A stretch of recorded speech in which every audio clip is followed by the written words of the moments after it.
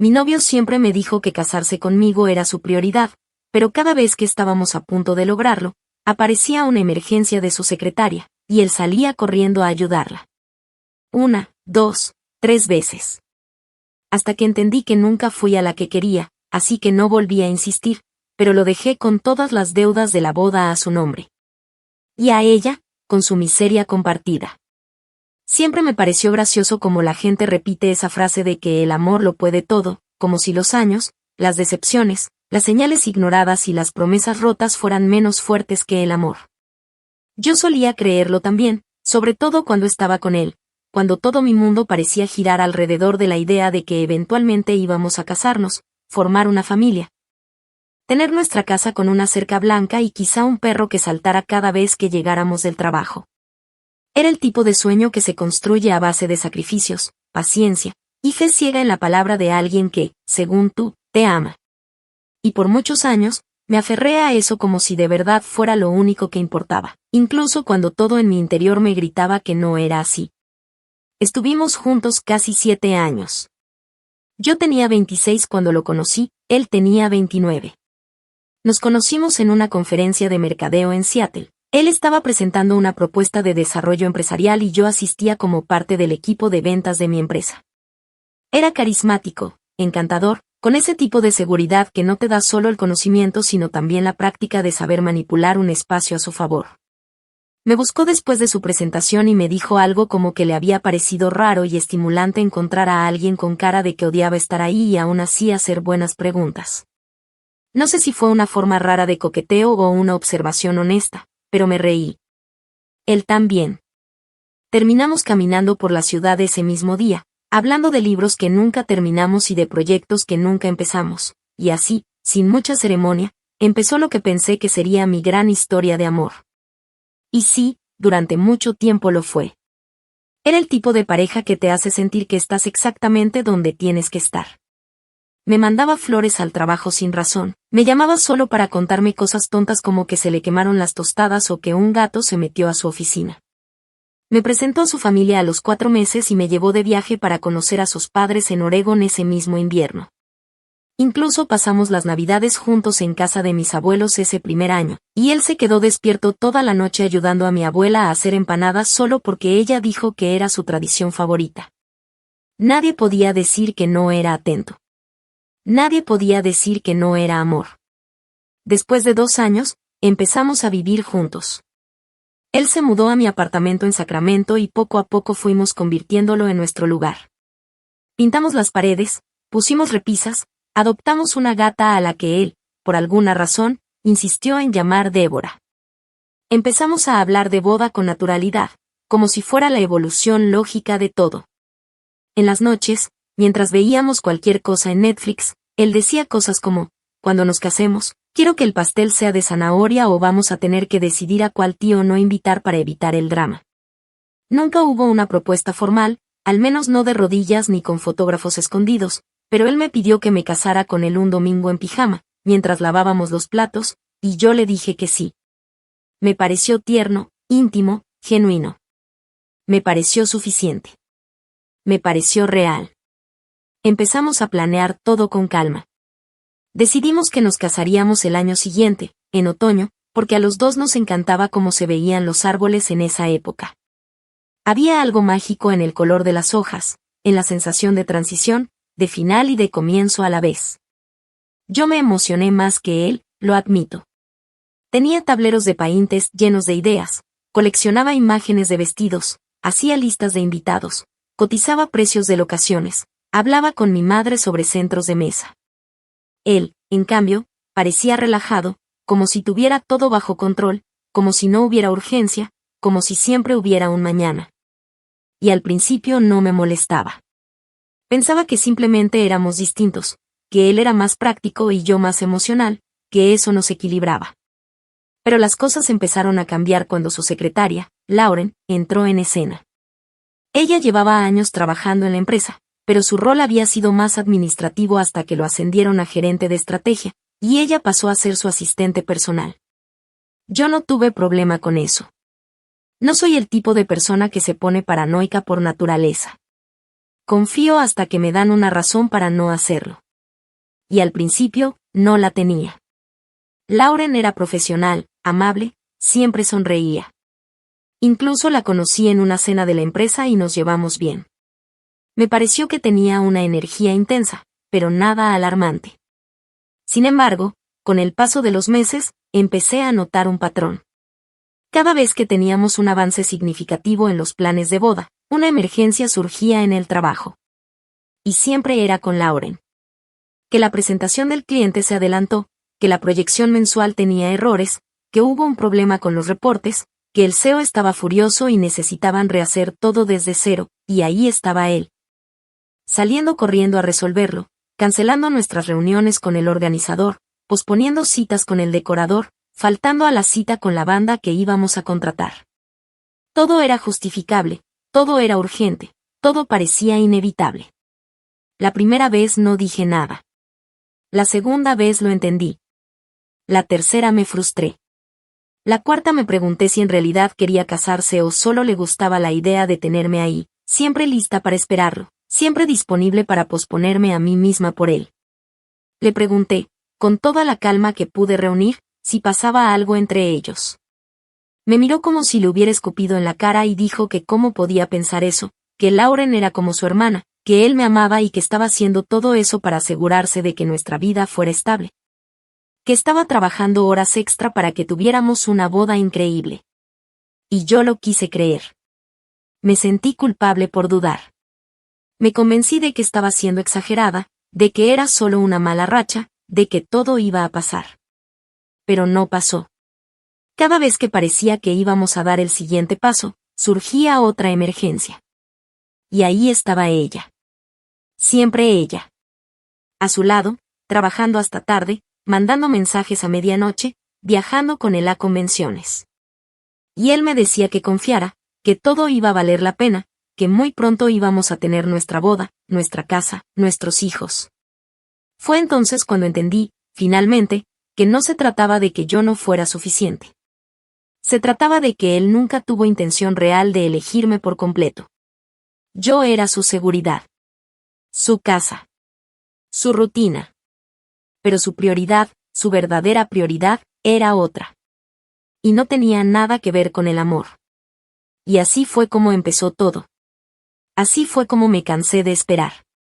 Así fue como, en lugar de seguir rogando por su atención, empecé a planear en silencio cómo me iba a ir. Cómo me iba a ir sin avisar.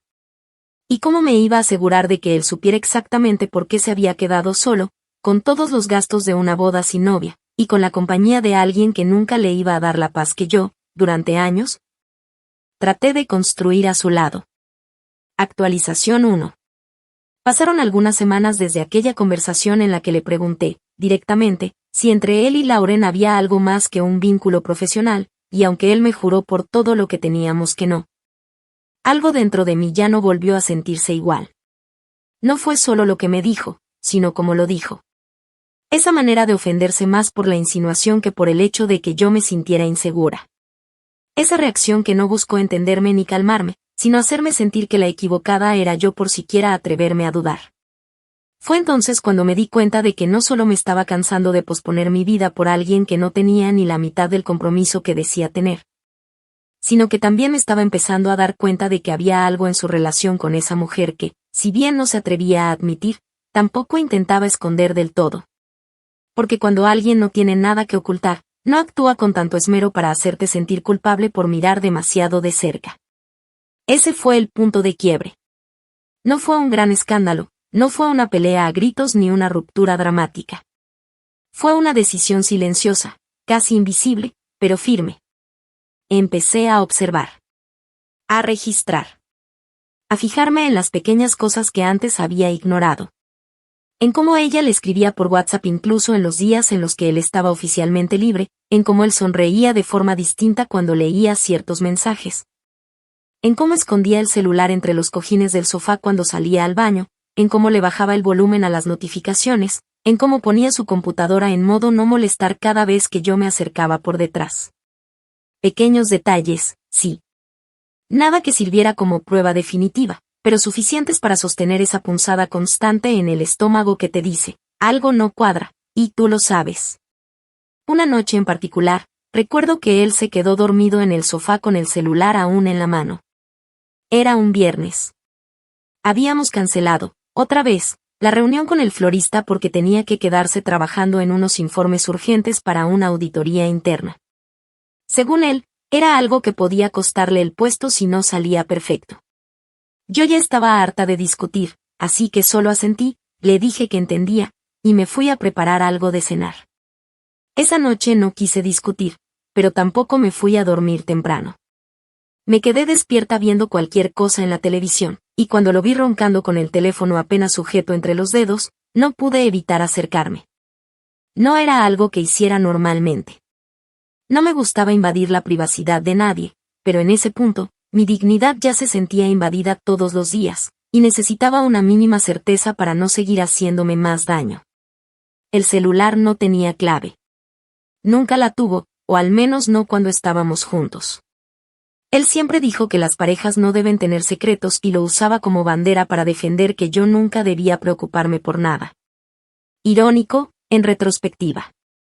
Entré a su WhatsApp, y lo primero que vi fue una conversación anclada en la parte superior. Lauren. El icono de una sonrisa con lentes de sol al lado de su nombre. Los mensajes estaban llenos de comentarios aparentemente inocentes pero con un subtexto tan evidente que me costó no lanzarle el teléfono a la cara mientras dormía. Ella le mandaba selfies en el gimnasio diciendo cosas como para que no me olvides mientras trabajas tan duro o notas de voz diciéndole que no se matara por ese trabajo, que ella siempre iba a estar ahí para él pase lo que pase. Y lo más doloroso no fue leer lo que ella le decía, sino ver cómo él respondía. Con emojis de corazón, con frases como tú sí sabes cómo calmarme, con chistes internos que claramente no surgían de un ambiente meramente laboral. No encontré ninguna confesión explícita de amor o alguna foto comprometedora, pero no hacía falta. Estaba todo ahí, disfrazado de complicidad profesional, envuelto en horas extras y cafés por la tarde, en llamadas innecesarias y abrazos largos al final del día. Cerré el chat, respiré hondo, borré mi rastro del celular, lo dejé en la mesa del centro como si nada hubiera pasado, y me encerré en el baño a vomitar. No era solo por la rabia ni por el asco. Era una mezcla de decepción acumulada, de humillación silenciosa, de años invertidos en alguien que, al final, no solo no me eligió, sino que ni siquiera fue capaz de ser honesto con su abandono. A la mañana siguiente, él se levantó como si nada, se disculpó por haberse quedado dormido en el sofá, me besó en la frente y dijo que ese fin de semana haríamos algo lindo para compensar. Me limité a asentir y a sonreír. Y en ese momento, sin decir nada, supe que había terminado de romperse todo dentro de mí. No le dije que sabía lo de los mensajes. No le mostré el celular. No le hice drama. Solo decidí que, desde ese día, iba a dejar de esperar. Iba a dejar de planear una boda con alguien que estaba emocionalmente comprometido con otra persona. Iba a dejar de ceder, de justificarlo, de buscar excusas por él. Y sobre todo, iba a empezar a preparar mi salida. Fría, calculada, silenciosa. Porque si él creía que podía jugar conmigo a dos bandas, entonces yo iba a hacer que la única banda que sonara el día de la boda, fuera la que tocara mientras él se quedaba esperando solo, con todos los gastos sobre sus hombros. Sin explicación, sin novia, y con la miserable compañía de la única mujer por la que, claramente, había estado dispuesto a arriesgarlo todo sin decirlo en voz alta. Solo que ahora, iba a tenerla a ella y nada más. Actualización 2. Pasaron 3 meses desde aquella madrugada en la que, frente a su celular desbloqueado y su respiración profunda de hombre que duerme tranquilo, entendí que había perdido algo más valioso que una relación, el respeto por mí misma. Y no porque él me lo hubiera quitado con su engaño disfrazado de devoción profesional, sino porque yo había permitido que me empujara hasta ese punto. Hasta convertirme en una versión silenciada de mí, una que sonreía en cenas familiares, que fingía entusiasmo por una boda que ya no me ilusionaba. Que escuchaba como él y Lauren intercambiaban bromas por teléfono a las 11 de la noche mientras él me aseguraba que todo era solo trabajo. Desde esa noche, no volví a preguntarle nada. No volví a reclamarle ni a insinuar que algo estaba mal. No porque no me doliera, sino porque entendí que las personas no cambian por amor, y mucho menos cuando saben que no hay consecuencias. Él no me estaba ocultando nada con miedo, me lo ocultaba con comodidad. Porque sabía que yo seguiría ahí. Que era más fácil mentirme que perderme. Así que mientras él continuaba con su papel de prometido diligente, yo empecé el mío, el de mujer que planea una boda que no piensa pisar. Y para eso, tenía que ser paciente. Muy paciente. Tenía que dejarlo sentirse en control, dejarlo pensar que todo marchaba bien, que yo había superado mis dudas, que estaba emocionada de nuevo, que la ilusión había regresado. Me volví experta en modular mis emociones. Aprendí a llorar mientras lavaba los platos y a borrar el rastro de esas lágrimas cuando él salía del cuarto. A convertir cada frase de amor que me decía en una nota mental que me recordaba lo cínico que se había vuelto todo. Y aunque suene cruel, comencé a disfrutar el proceso. No por el daño en sí, sino porque empecé a recuperar algo que hacía tiempo había perdido, el poder. Mi voz. Mi decisión de no quedarme esperando a que alguien decidiera elegirme del todo. El primer paso fue convencerlo de que queríamos algo grande. Hasta entonces, siempre habíamos hablado de algo más íntimo, una ceremonia con familia cercana, un jardín bonito, algo sin demasiados adornos. Pero cuando él empezó a notar que yo estaba distante, se preocupó. Me preguntó si aún quería casarme. Me dijo que había notado que algo en mí había cambiado, que ya no me veía con la misma emoción. Y yo, con la mejor cara de ternura que pude, le respondí que no era eso, que simplemente me había empezado a preguntar si estábamos haciendo lo suficiente por nosotros, si tal vez merecíamos algo más memorable. Más elegante, algo que celebrara todos nuestros años juntos como se debía. Le dije que merecíamos una boda para recordar toda la vida, y él, como buen narcisista, mordió el anzuelo sin pensarlo 2 veces. Empezamos a planear la boda de sus sueños, no la mía. Una ceremonia en uno de los salones más costosos de la ciudad, con barra libre, músicos en vivo, 200 invitados, una cena de 5 tiempos. Sesión fotográfica en exteriores y un carruaje de caballos para llevarnos al final como en los cuentos. Yo lo hacía todo ver como si era por él, para él, porque se lo merecía. Y funcionó. Él no solo dejó de sospechar que algo pasaba, sino que empezó a volcarse por completo en la organización. Iba conmigo a ver salones, a elegir manteles, a probar pasteles. Me decía que estaba feliz de verme de nuevo involucrada, que ahora sí sentía que lo nuestro estaba tomando forma, que ya nos veíamos como esposos. Lo vi gastar dinero sin pestañear. Lo vi usar su tarjeta personal para pagar reservas no reembolsables, para apartar fechas, para firmar contratos. Y yo me aseguré de que todo, absolutamente todo, estuviera a su nombre. Lo convencí de que debía encargarse él de los trámites porque yo ya estaba estresada con el vestido y el trabajo, que me hacía ilusión saber que él también quería tomar el control de algunos detalles. Incluso le dije que su actitud me hacía sentir amada, y que era un alivio saber que él estaba tan comprometido como yo. No sé si fue la culpa, el ego, o la simple necesidad de aparentar que era un buen hombre, pero no dudó en asumirlo todo. El depósito del salón, su tarjeta. El catering, a su nombre. Los músicos, la decoradora, los arreglos florales, el coordinador del evento, todos facturados con su firma. Yo me encargaba de asistir a las reuniones, de opinar, de coordinar las cosas menores. Pero el dinero, los contratos, las responsabilidades legales, todo estaba en sus manos. Mientras tanto, me mantuve igual de cariñosa. Fingía que lo admiraba, que lo veía como ese hombre comprometido y ejemplar que alguna vez pensé que era. Seguía haciendo planes ficticios para nuestra luna de miel, comentándole destinos que sabía que no íbamos a visitar, hablando de tener hijos como si todavía creyera que algún día serían realidad. Mantuve todas las apariencias intactas porque sabía que no debía dejar ningún espacio para que sospechara. Él tenía que creer que todo marchaba bien. Que por fin nos estábamos entendiendo. Que el trabajo con Lauren ya no me afectaba, que lo había superado. Que me había convencido de que ella era solo una amiga. Pero no era solo ella. Era él. Era todo. Era su forma de volcar su energía hacia otra persona mientras me mantenía como figura decorativa en su vida. Y si esa era la posición que había elegido para mí, entonces yo iba a responderle con la misma frialdad. Con la misma indiferencia. Solo que la mía iba a ser definitiva. Iba a doler. Iba a dejarlo con las manos vacías, con las cuentas al tope, con el nombre manchado en cada contrato, y con la única compañía real que le quedaría cuando todo esto explotara. La mujer por la que había renunciado a decirme la verdad. Y todavía no habíamos llegado al ensayo general. Ni siquiera faltaba una semana. Pero yo ya había empacado mi dignidad, mis ganas de vivir en paz, y una pequeña maleta con lo esencial. Porque para entonces, ya sabía exactamente en qué momento iba a desaparecer. Y también sabía que él no iba a olvidarlo nunca. Actualización 3. 4 días antes de la boda, cuando ya todos los invitados tenían confirmada su asistencia, cuando las flores estaban en camino desde Napa. Cuando la pastelería había enviado las fotos del diseño final del pastel de 4 pisos con glaseado blanco y hojas doradas que él insistió en incluir porque decía que representaba elegancia clásica. Ocurrió exactamente lo que yo esperaba.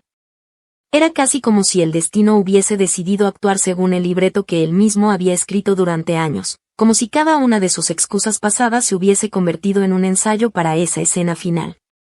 Aquella noche, debíamos asistir al ensayo general con los coordinadores del evento y la maestra de ceremonias, revisar por última vez la secuencia, los tiempos, la entrada del cortejo, la ubicación de las mesas y los lugares asignados para cada familiar. También íbamos a firmar un último documento logístico con el salón de eventos para confirmar el cronograma completo. Era una de las reuniones más importantes antes del gran día. Y como era de esperarse, él no llegó. La excusa fue tan ridículamente familiar que me provocó reír apenas vi su mensaje.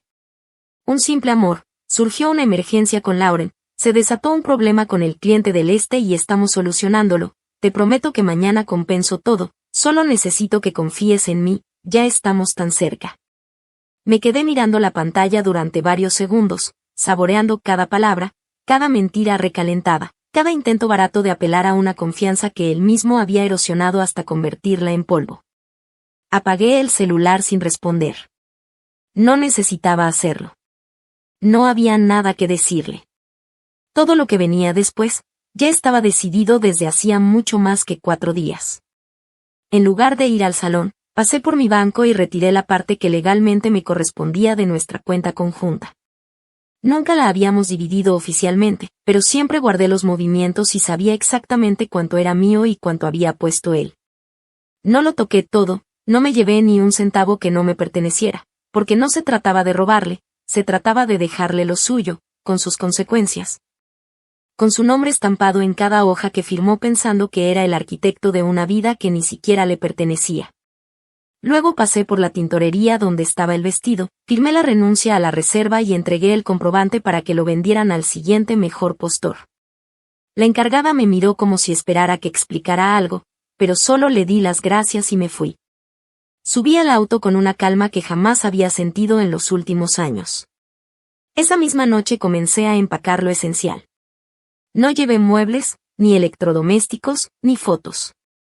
Solo ropa, documentos, mi laptop, algunos libros que eran míos desde antes de conocerlo y una caja pequeña con cartas viejas que había guardado desde la universidad. Las mismas que alguna vez pensé que leería con mis hijos. Las mismas que ahora guardaba como prueba de que antes de convertirme en esa mujer rota, fui una persona que amaba con fuerza. Guardé también una carpeta con copias de los contratos que él había firmado durante los últimos meses. No porque pensara usarlas, sino porque quería recordarme, en el futuro, que no había hecho nada indebido. Que todo había sido decisión suya. Que cada gasto, cada deuda, cada proveedor, lo había asumido con la seguridad de que yo estaría ahí para pagar también. Pero no estaría. No más. Cerca de medianoche, después de asegurarme de que él seguía sin volver, dejé una sola cosa en la mesa del comedor, una pequeña caja blanca con una nota. Dentro había el anillo de compromiso que me dio. La nota, escrita con mi caligrafía más nítida, decía solamente: cuando termines con tu emergencia, revisa el salón. Te va a encantar lo mucho que me esforcé por dejarte todo perfecto. A las 2 de la mañana, conduje hacia la ciudad donde una amiga mía, que sabía todo desde hacía semanas, me esperaba con una habitación libre y una botella de vino. Había dejado activado un desvío de llamadas y desconectado las notificaciones del correo. No quería saber nada más esa noche. quería dormir. Dormir de verdad. No ese tipo de sueño liviano que uno tiene cuando vive con ansiedad, con miedo de que tu pareja llegue oliendo a perfume ajeno, o peor aún, llegue con una sonrisa y una historia falsa que uno finge creerse para evitar otro colapso emocional. Dormí por horas. Por primera vez en meses, sin sobresaltos. Sin tener que fingir que todo estaba bien. Sin tener que preguntarme si me estaba volviendo loca por sospechar lo obvio. Al día siguiente, él me llamó 6 veces antes del mediodía. No contesté. Me escribió por WhatsApp, por correo, por Instagram. Los mensajes variaban entre la preocupación, la incredulidad y la súplica. ¿Dónde estás? ¿Estás bien? Por favor, dime que esto no es lo que creo que es. ¿Qué significa la nota? No me hagas esto justo ahora. Podemos hablar, podemos arreglarlo. No respondía a ninguno. Todo lo que tenía que decirle ya estaba dicho. Lo había dicho con años de espera, con lágrimas tragadas en silencio, con planes de boda cancelados por una secretaria que él insistía en llamar hermana. Lo había dicho en cada promesa vacía que acepté, en cada vez que me callé por no sonar celosa, en cada duda que rechacé para mantener la paz. Esa era mi respuesta. Mi silencio. Y la deuda firmada por él. Lo último que hice antes de cerrar mi computador fue reenviar automáticamente todos los correos del salón de eventos, del catering, del DJ, del fotógrafo y del organizador a su bandeja de entrada. Solo para que no se le olvidara que todavía quedaban pendientes por pagar. Para que, por una vez, entendiera que cada acción tiene consecuencias. Y que cuando uno elige a alguien con la excusa de que es solo trabajo, más le vale que esa persona esté dispuesta a acompañarlo cuando la vida empiece a desmoronarse con el mismo entusiasmo con el que ayudaba a resolver presentaciones a medianoche. Ya no era mi problema. Ya no era mi boda. Ya no era su prometida. Y ahora, por fin, empezaba a ser yo. Actualización 4. 2 días después de mi desaparición, llegó el día de la boda. O al menos, el día que él había repetido hasta el cansancio como el más importante de nuestras vidas. Lo imagino esa mañana despertando en nuestra cama vacía, con la cabeza a punto de estallar, todavía sin comprender si esto era un malentendido, una broma cruel o un capricho de último minuto. Tal vez creyó que aún había tiempo de arreglarlo, que si me llamaba lo suficiente, si encontraba las palabras adecuadas, yo cambiaría de opinión, me dejaría convencer, volvería como la novia que soñaba ver caminando hacia él. Vestida de blanco y fingiendo que todo lo anterior nunca había pasado. Pero no.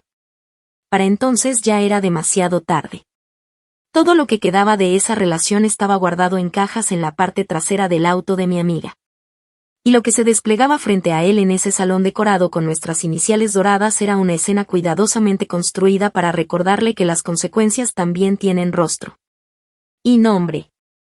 Y dirección postal. El salón estaba decorado como habíamos planeado.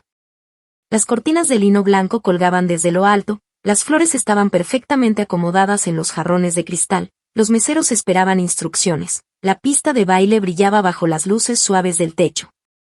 Y el fotógrafo ya tenía su cámara preparada. Los músicos estaban afinando sus instrumentos. Nadie sospechaba nada todavía.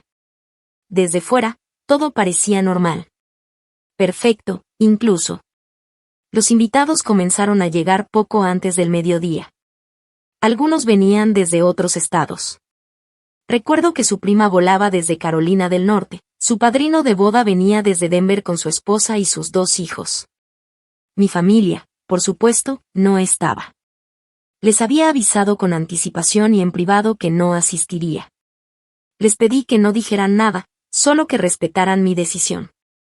Y lo hicieron. Algunos me enviaron mensajes de apoyo. Otros simplemente desaparecieron como si no supieran cómo manejar una vergüenza que no era mía. Me pareció justo. Me pareció suficiente.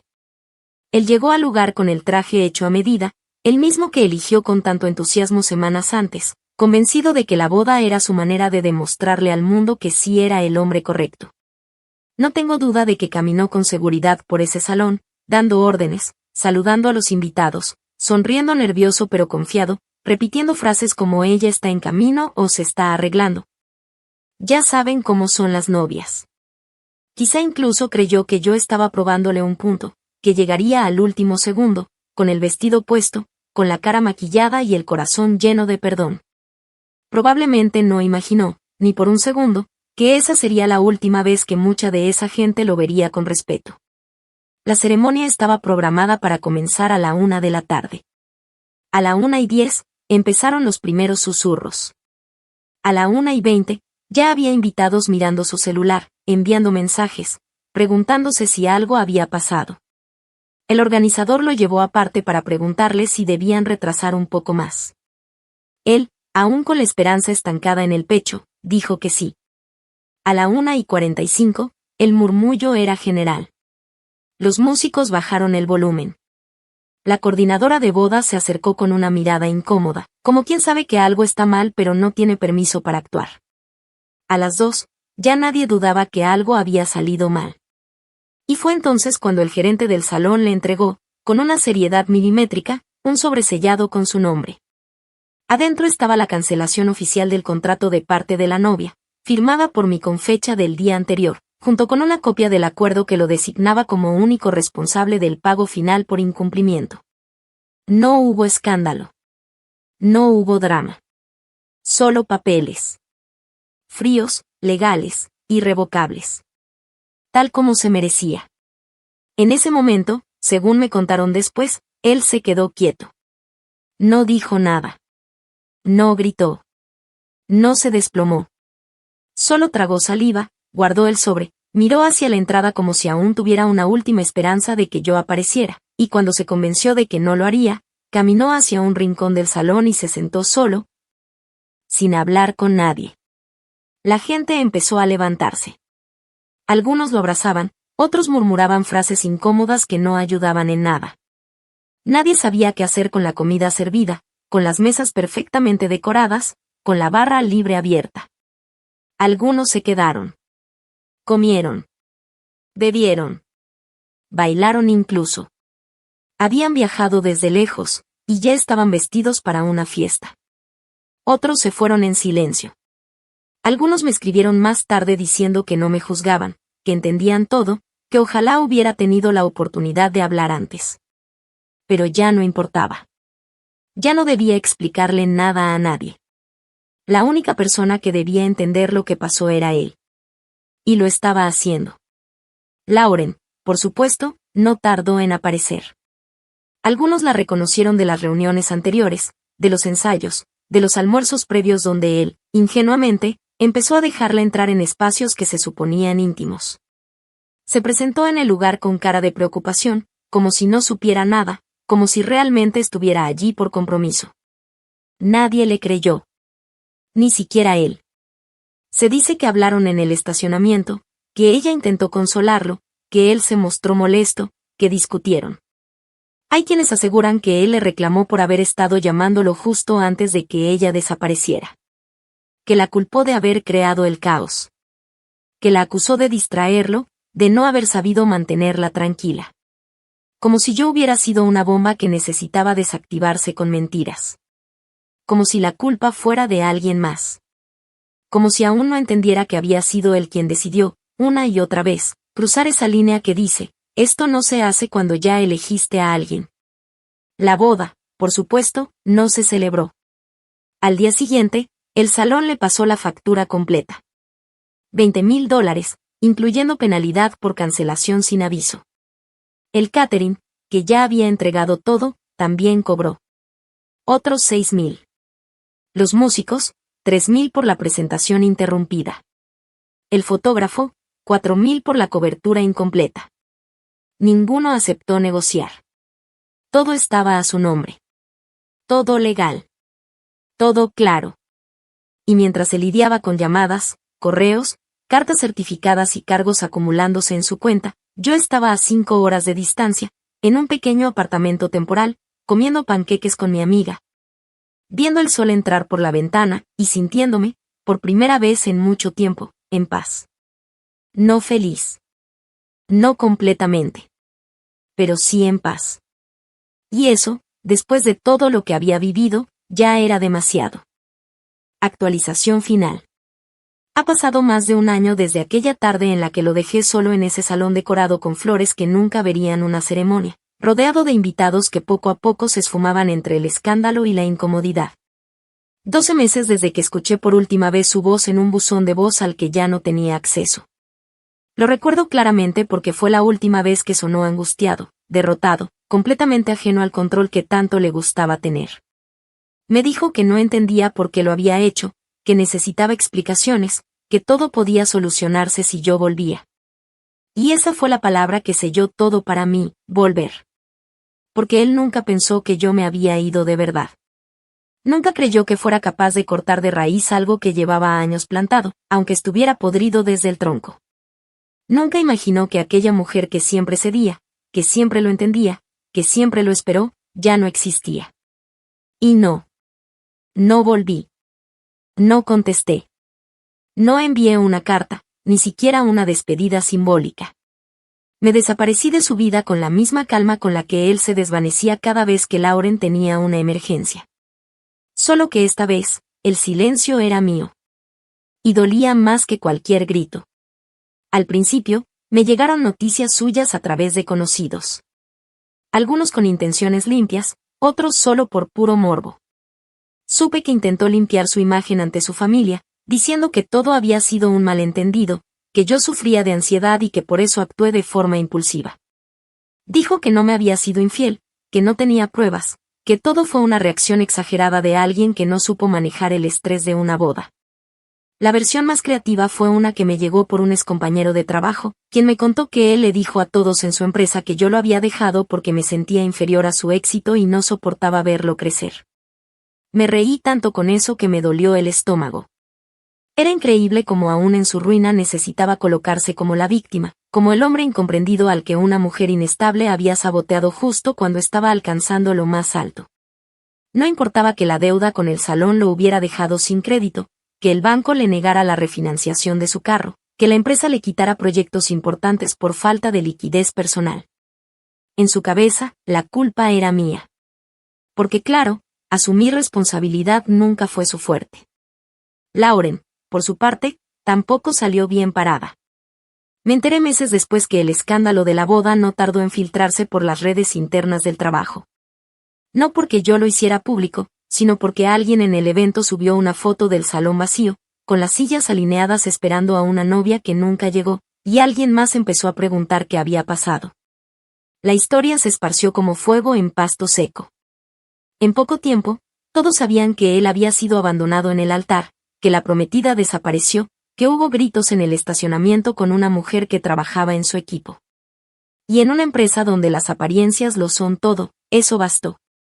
Lauren fue reasignada de inmediato, luego invitada a renunciar bajo un acuerdo de confidencialidad. Nadie la despidió formalmente, pero todos entendieron que no podía quedarse. Lo último que supe es que se mudó de ciudad. No sé si siguen viéndose, pero dudo que haya quedado algo sano entre ellos después de que ambos fueron señalados por lo mismo, traición, caos y ruina profesional. En cuanto a mí, reconstruirme fue más difícil de lo que pensé. No por él, sino por mí. Por la versión de mí que dejé morir. Por todo lo que aguanté y nunca dije. Por las veces que me tragué las lágrimas frente al espejo y me puse un lápiz labial como si eso fuera suficiente para seguir.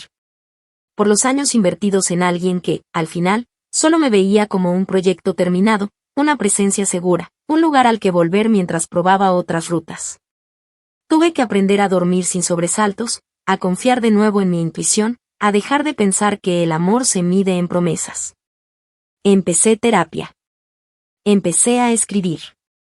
Me mudé de ciudad. Conseguí un trabajo nuevo en una empresa donde nadie me conocía, donde nadie sabía que una vez fui la novia plantada que en realidad nunca fue plantada, sino que tuvo que escapar con dignidad antes de que la aplastaran del todo. Hoy vivo sola. No como antes, cuando compartir significaba aguantar, sino con libertad. El otro día encontré por accidente una foto vieja en una carpeta olvidada. Estábamos los dos, abrazados en la cocina de mi madre, con una sonrisa que, si miro bien, ya no era mía. Era la sonrisa de alguien que creía que si se esforzaba lo suficiente, todo iba a salir bien. Cerré la carpeta, la borré, y respiré hondo. No sentí odio. No sentí pena. Solo una especie de respeto por la mujer que fui, por la que decidió irse cuando nadie lo esperaba, por la que cargó con el dolor sin hacerlo espectáculo, y por la que, después de todo, entendió que no se trata de ser la prioridad de alguien. Se trata de ser tu propia elección. Todos los días. La boda nunca fue. Pero el final sí. Y aunque a él le quedó el salón vacío, las deudas y la vergüenza, a mí me quedó la certeza de que nunca más voy a permitir que nadie me elija a medias. Porque yo ya no me quiero a medias. Y no hay mayor venganza que esa.